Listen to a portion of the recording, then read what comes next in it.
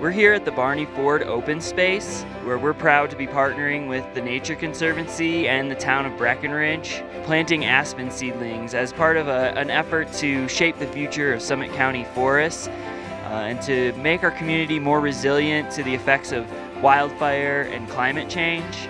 As you can see behind me, we've got a crew out here from the town of Breckenridge, volunteers and employees. We're planting an experimental aspen planting along several transects to look at how successful we could be promoting aspen and planting them. As we know, aspen typically regenerate from root suckers when the adult trees senesce or die. They'll send up young trees from their roots.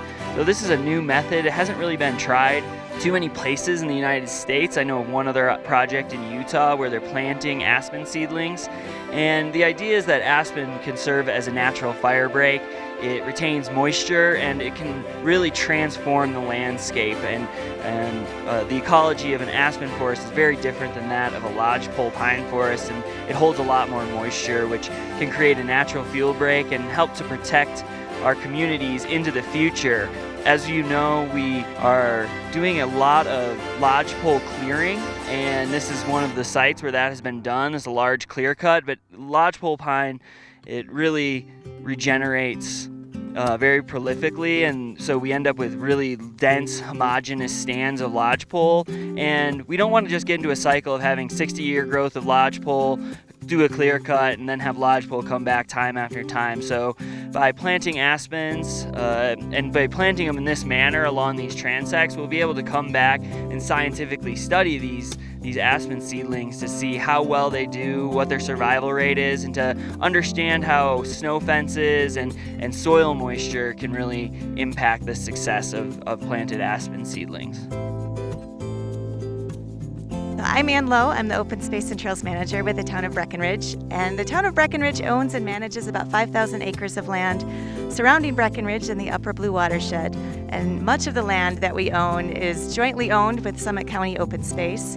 And over the last 10 to 15 years, we've partnered together on area forestry projects trying to clean up after the pine beetle kill.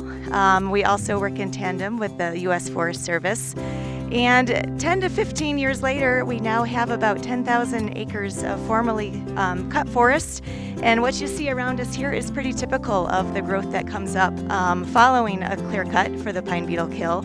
And so we're very excited to partner with the Nature Conservancy on this project. We're really hoping that we can diversify our forests, which is a great benefit to our wildlife. Aspens tend to hold a lot of water, so they attract different species to them, and they're also fire-wise. So if a fire were to come through the area, hopefully it's less destructive, less severe, and aspens might actually act as a fire break for us in a situation like that.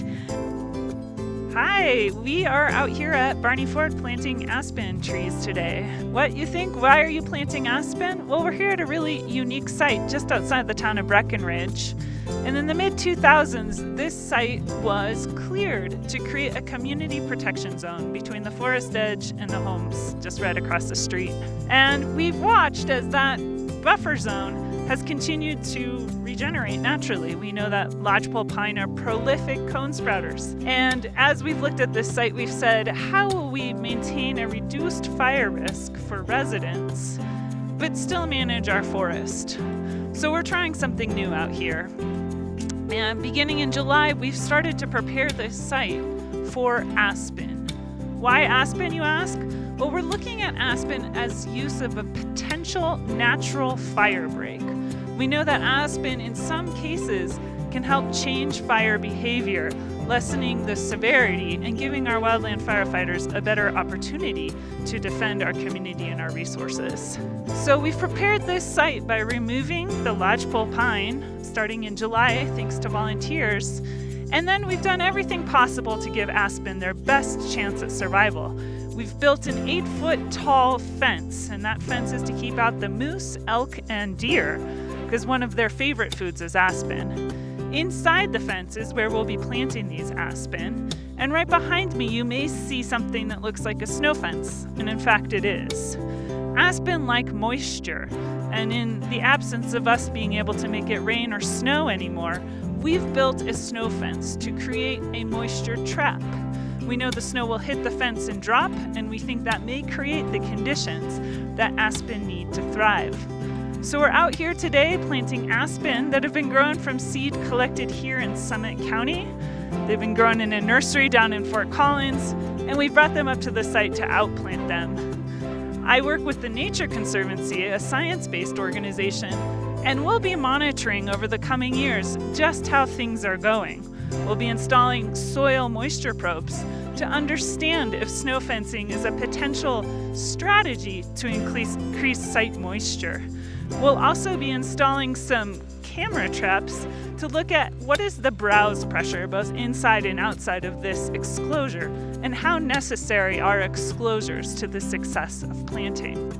The town of Breckenridge has an active volunteer program called the Friends of Breckenridge Trails, and they help us maintain and build many of the trails that actually go right through this area we're standing in right now.